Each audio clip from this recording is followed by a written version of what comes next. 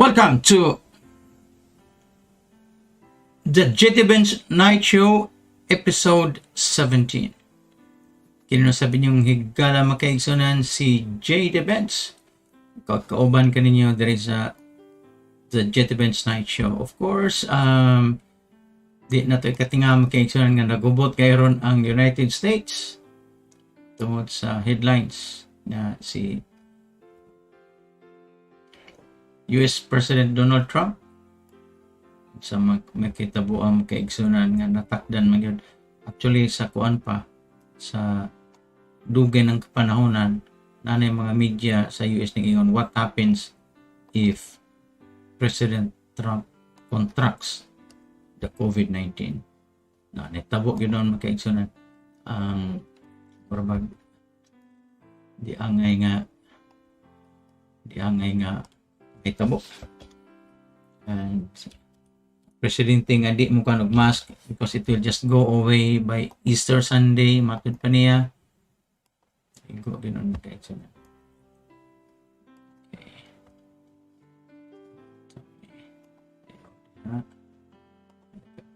Okay. Tempa ha.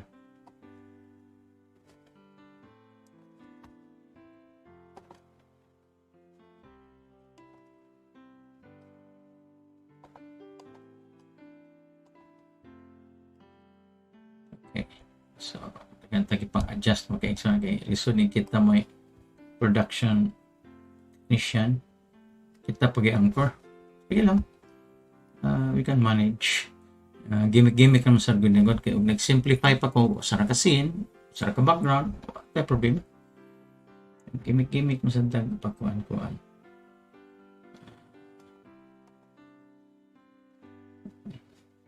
And then, check ko nga ni. Kalimutan ko. Okay, dira.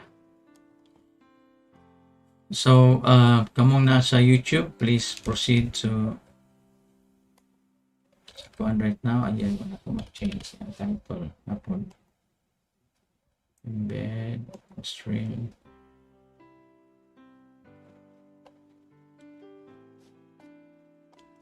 Pwede po nato ni mag-change. Okay, so na.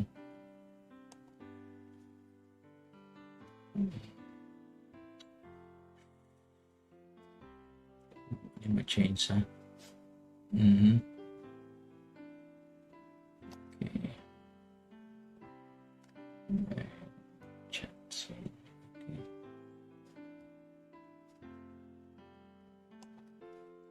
Wala na ito mag-change ang kuan. Ay, ito.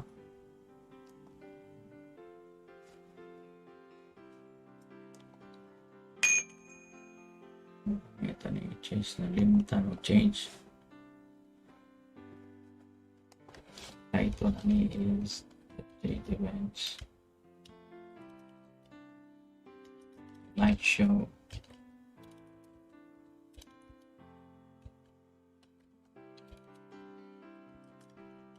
October 2, 2020.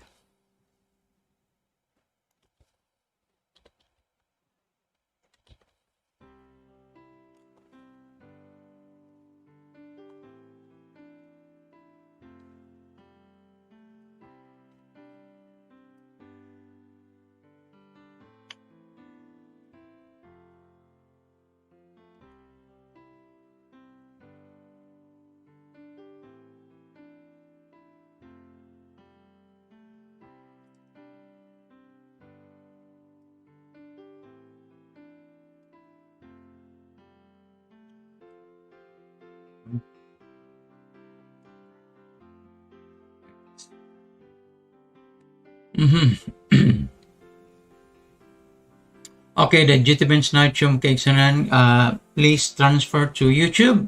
Kung maputol ka mo sa Facebook, that means to say, balhin mo sa YouTube.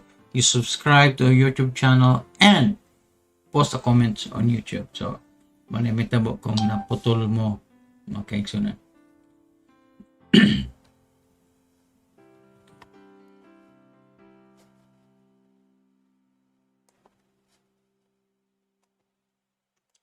Oh, grabe ron ang kuan ato sang kanon ang John Hopkins nga update. Yan ato ta ni Donald Trump na yun. Announce na to ning world updates. Again, kung maputol mo, ayaw mo katinga, balhin mo from Facebook, go to YouTube, mag-broadcast only, kita only at YouTube, on YouTube, and post a comment sa YouTube. Subscribe to YouTube and post a comment. Yung katinga kung maputol na inyong signal sa Facebook, ha? Okay. So, that's it. Diba?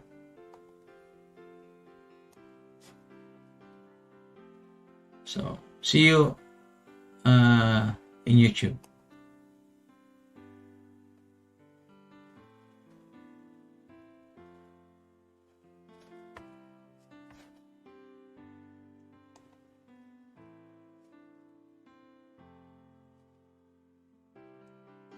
Alright, so nari kita sa John Hopkins nga balita.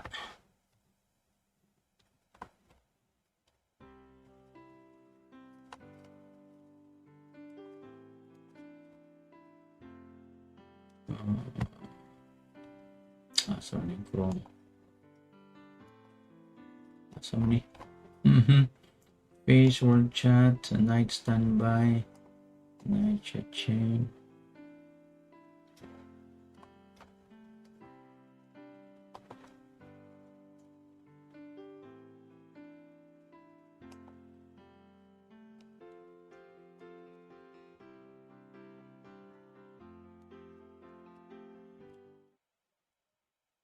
Ngari kita sa John Hopkins nga result magaigsunan. Windowed.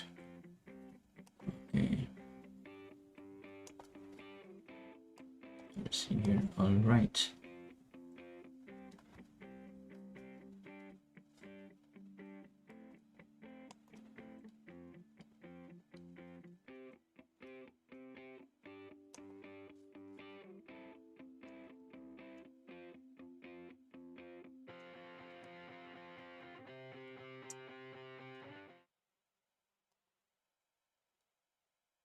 Mm-hmm. Yesterday.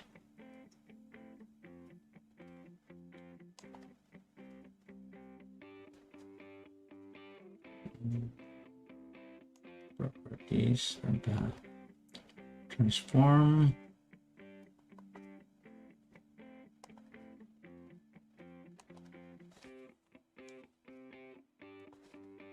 All right, na siya. Worldwide cases 34,345,342. Dengan 343,434,5,342. 34,345,344.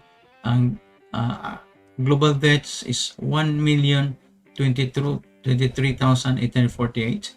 United States, ang ilang cases ito 7,280,182 or 7.3 million.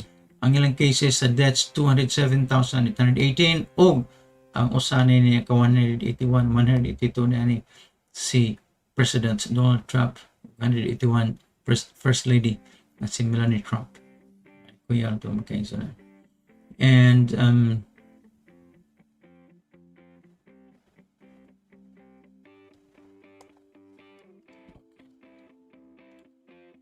so mana ang cases karon 207,000 deaths worldwide, 207,818.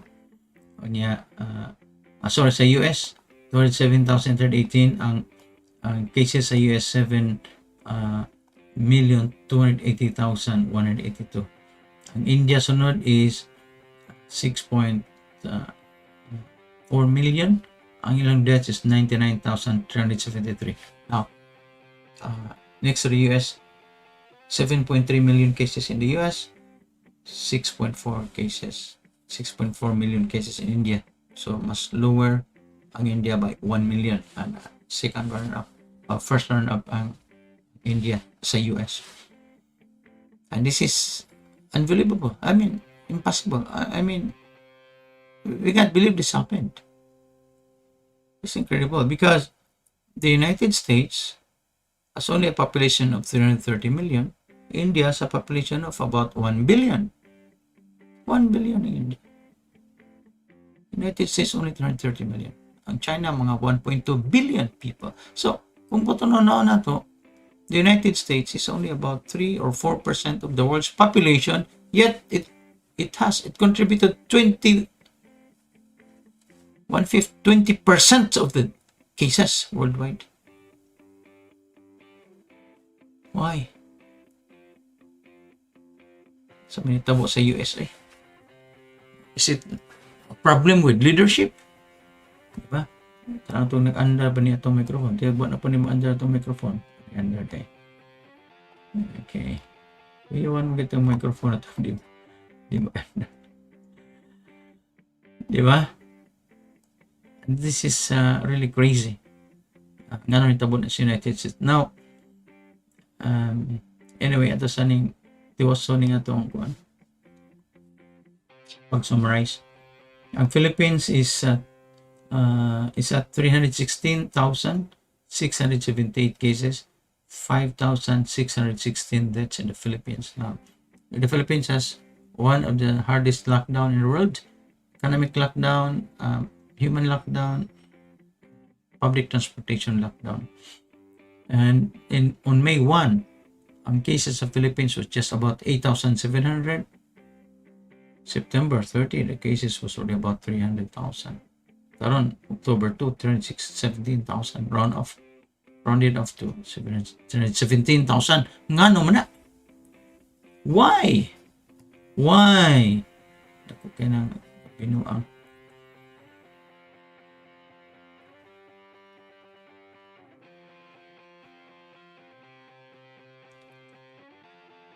Singapore. Asa naman ka Singapore supposed to be here? Because they're heavily testing, and Singapore, they were able to test, they were able to confirm 57,794 cases. But again, until now, deaths is still 27. Pag ginamamatay na Singapore for pila na kabuan? 4-5 kabuan. Singapore. And then,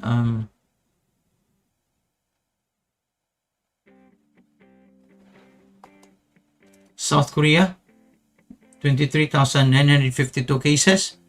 O ang deaths sa South Korea, only 416 deaths. Sa Pilipinas, 5,000.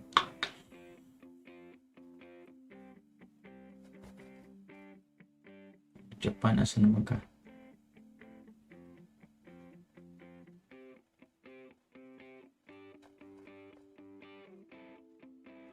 Japan.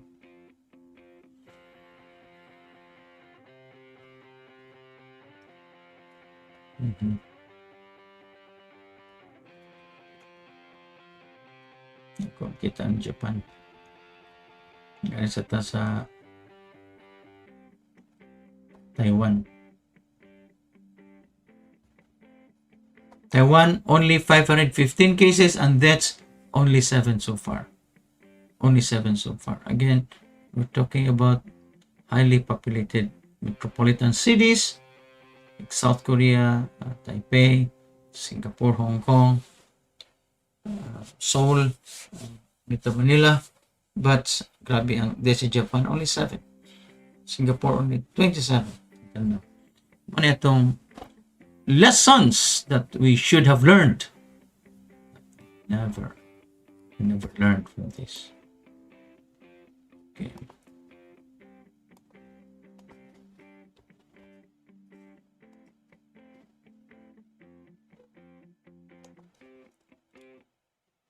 Bah.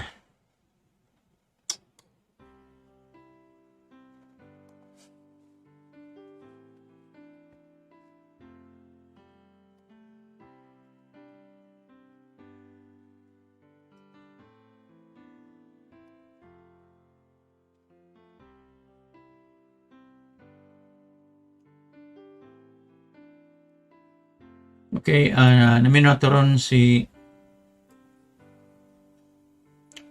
Felipe Menusa, Jurek Zork, Elgo, Consing Ibanez, Churi Antalaid, si Celso Noel Cabahog. Naminaw na ito silang tanan. Kaya salamat siyang pag-iuban ka na ako diri, ha.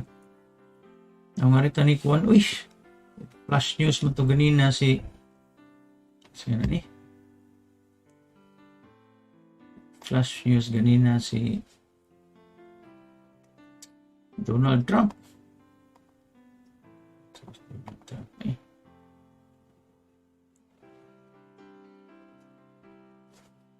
Donald Trump.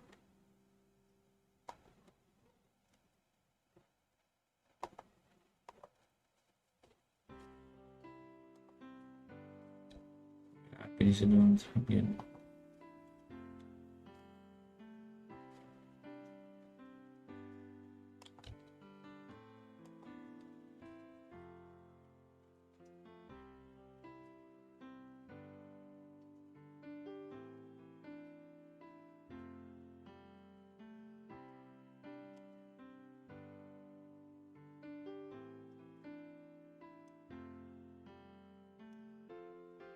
Now, karon ang pagka-COVID-19 ni Trump, maglibog tani ron sa kagubot sa mong katuigan kay ang election just what? Maybe 13 days away. Kunya, just a few nights ago, 2 nights ago, doon ni sila ni Biden. Kunya, pila ilang distance dito, pero along the way, ang ilang mga staff, interact ng mga staff ni Biden o staff ni Trump with the host nga si Chris Wallace of Fox News. Si President Trump, again, diagnosis makaigsanan ang election sa US is just 32 days away. Nagka-problema nila raising the grave possibility of more American crisis, magdagang crisis, over governance, national security at an already perilous moment. Most immediately, na concern sa health ni Trump himself, and he's actually 74 years old, overweight, so na siya elevated risk of complications gikan sa mga virus, as well as sa yung first lady nga si Melania Trump, na both of them tested positive. Ang attention makaigsunan ngadto ni Trump nga murag nagbugal-bugal sa katong wear sa mask o katong mag-social distancing. He ignored and downplayed the virus since the beginning. Ingon gid siya nga it will just go away by Easter. He courted disaster with packed campaign rallies. He ridiculed his Democratic opponent Joe Biden nga ano ko nung sige kog precautions. And even now, niingon siya that the emergency is almost over. Yan, niingon pa siya ang vaccine maabot na. So, saan na kayo pang-inom ni Trump, no? Katong iyang mga hydrochloroquine. Advocate mo siya to. Now, still, even with the cultural war sa US, ang Trump nga, ngingig kaya siya mo mangita og controversy. Biniba naman Trump eh. Ang key political figures, even yung mga kontra sa politika, wish him well. Kung ang presidente nasa usa ka medical condition, that situation, kuyaw kayo kay he is, and this is the most serious threat so far for a commander-in-chief for so many years. And this calls for unity kay sa mitabo sa security sa United States.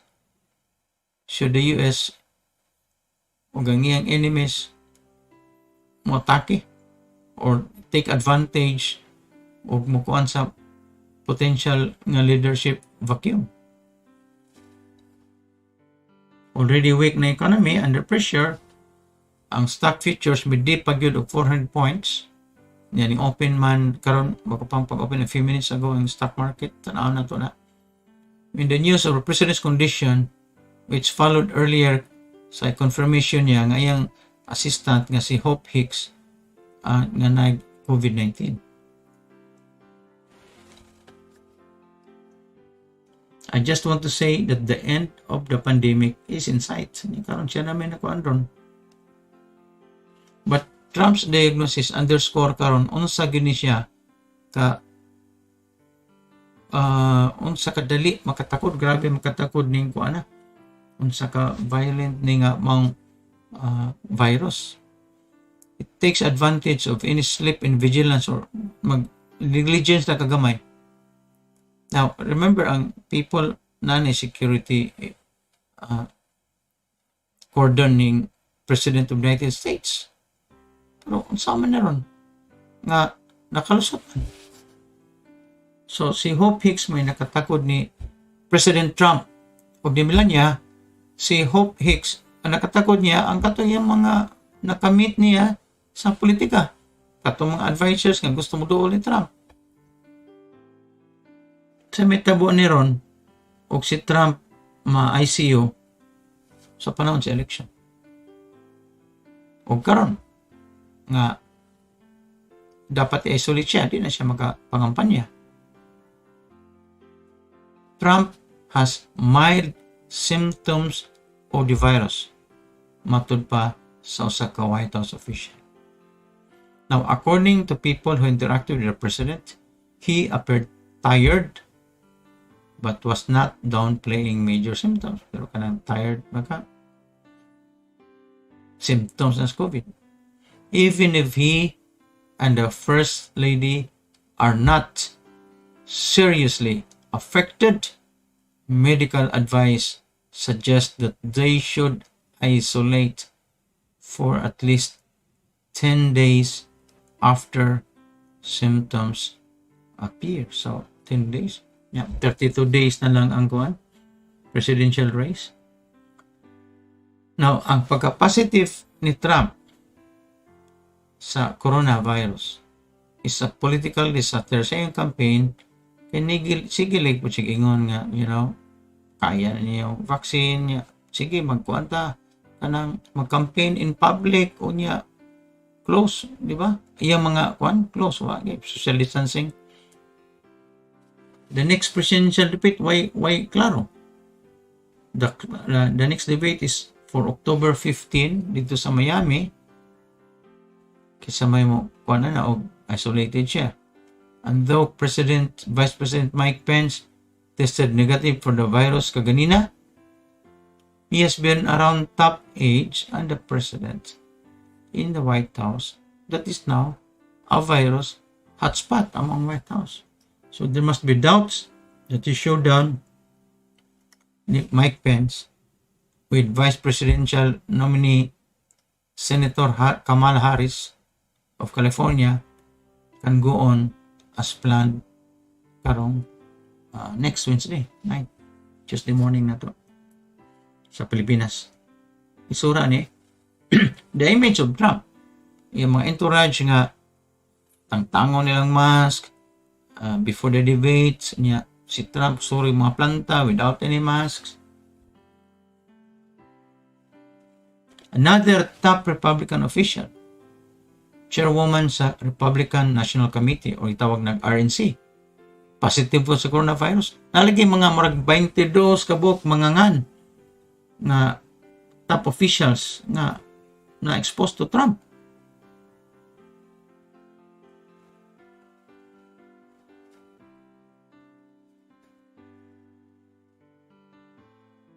So si Biden may tweet that he was wishing the president and the first lady a swift recovery. Now, unless he is incapacitated, Trump will still be able to use his Twitter to keep his increasingly disparate tactics in front of Americans.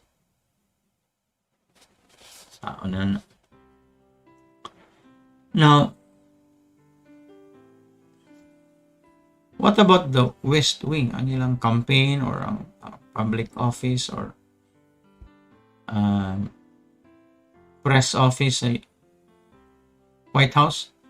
It seems likely the West Wing will have to shut down entirely and continuity of power precautions will need to be taken to secure Mike Pence, who may already have been exposed to the virus also. Bisag negative tingali ma-develop later on. Ang physician ni Trump na si Navy Commander Dr. Sean Conley nagpagawa sa memo nga ipadanya sa mga press. Rest assured, I expect the president to continue carrying out his duties without disruption while recovering, and I will keep you updated on any further developments. Now, unsa may problema ni Trump? Remember, si Trump also, there was a mysterious trip, unscheduled trip by Donald Trump to the Walter Reed Hospital in November 2019. Unsa man to? During that time, si Mike Pence was put on standby to assume temporary presidential powers in the event Trump needed to be anesthetized. Saan itong gigada niya sa Walter Reed Hospital nga kinahanglan mag-anesthetics? The president added to the intrigue with an unprompted assurance that he has not suffered a series of mini strokes. Wala kung siya stroke. Di yun, anong siya stroke siya. Both Prime Minister Boris Johnson and Brazilian President Jair Bolsonaro conquered the disease. Pero si Johnson na intubated gito Uyaw to siya. The extreme negligence of Trump of mga close aides in allowing the president to share his Marine One helicopter with others. Hicks was highly infectious while traveling with him on Wednesday. Kini si Hope Hicks, babae ni siya. Meanwhile, he displays contempt for faith and the idea of competent government. It is in keeping with the chaotic manner in which he has run his White House all along. Matod pa sa analyst. So si Angela Merkel, si Benjamin Netanyahu, o ang Kremlin spokesman, we certainly wish President Trump a speedy recovery. Kuyaw, ang istorya eh. Ang sa'yo may tabuan eh.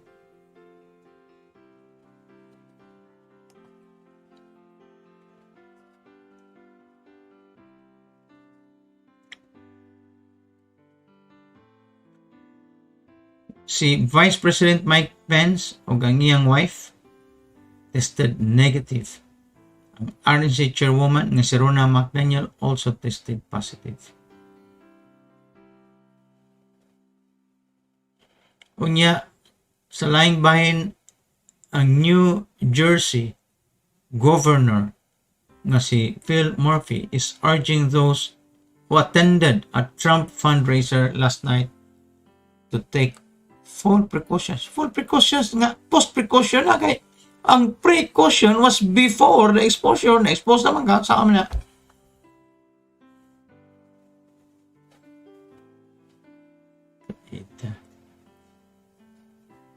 Si Senator Coons nga ning attend sa debate says he's tested negative for COVID-19. Si Kamala Harris, nagpa-test po siya. Tested negative for COVID-19 as part of the routine testing. White House karon nag-contract tracing na siya sa mga tao who has been in contact with Trump and Hicks. Na nagilista na rin, mga 22 na ikabok. Jill Biden is also getting tested for the virus today. Jill is the wife of Joe Biden.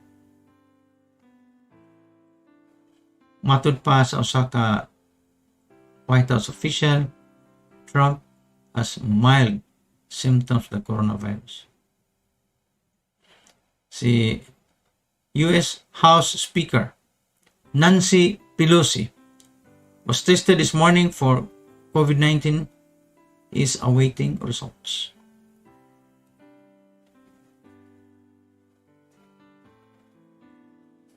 Si Baron Trump, apo na ni Trump, tests negative for the coronavirus. May anak rin niya. Son. 14-year-old pa anak ni Melania o ni Donald Trump. Sus. Saan ka pagbahin sa mga utang ni Trump, no? Ni assets ni Trump kay he only paid $750 in 2016. All others, 10 of the 15 years, he didn't pay any tax at all. No, sa Mr. Trump. There's a timeline sa mga adlaw leading up to the infection of Donald Trump. Monday, September 28, 3:40 p.m. sa ilang oras, Trump appears dito sa Rose Garden to hail a new testing strategy for the coronavirus. Matod pa niya, I say all the time, we are rounding the corner. Many officials were at the event, socially distanced from the president, including VP Mike Pence, Health Advisor Scott Atlas, Education Secretary Betsy DeVos, and Health Secretary official, HHS official, Admiral Brett Giroir. Later in the day, sa Monday, September 28, Trump participated in debate prep sessions. Those who were present in the room during the sessions included former New Jersey Governor Chris Christie, former New York City Mayor Rudy Giuliani, Presidential Advisor Hope Hicks, and former Presidential Counselor Kellyanne Conway. Resign as Conway, pero nagyapos ko. Tuesday, September 29, last Tuesday, 2:30 p.m.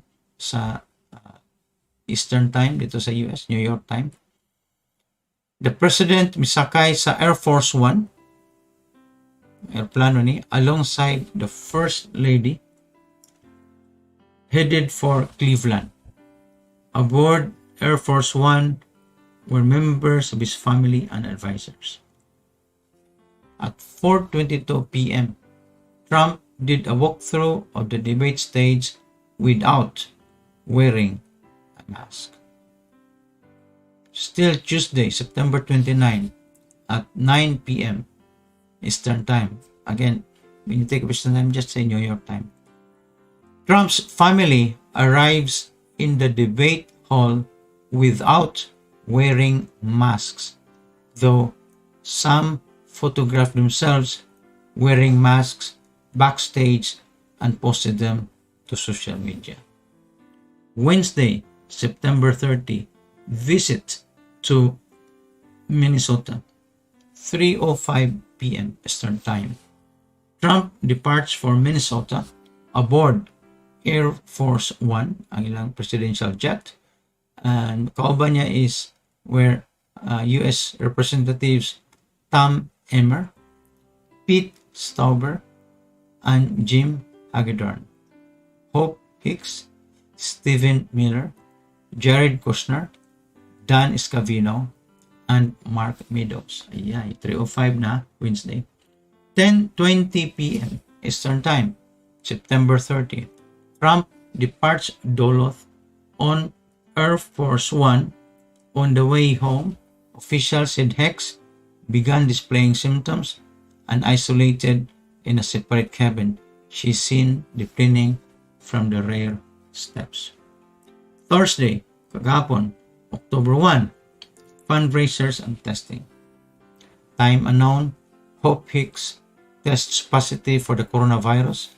Some White House staffers who were in close proximity were notified of the positive results matupan sa official. 2:33 p.m. kagahapon sa US Eastern Time. Trump arrived at his golf club in Bedminster, New Jersey for a fundraiser. Is not known who attended. 8:15 p.m. kagahapon Eastern Time. In remarks recorded early in the day, Trump addresses the annual Al Smith dinner, which was convened virtually this year because of the coronavirus. I just want to say, matod pa ni Trump, 8:15 p.m. last night, to say that the end of the pandemic is in sight, and the next year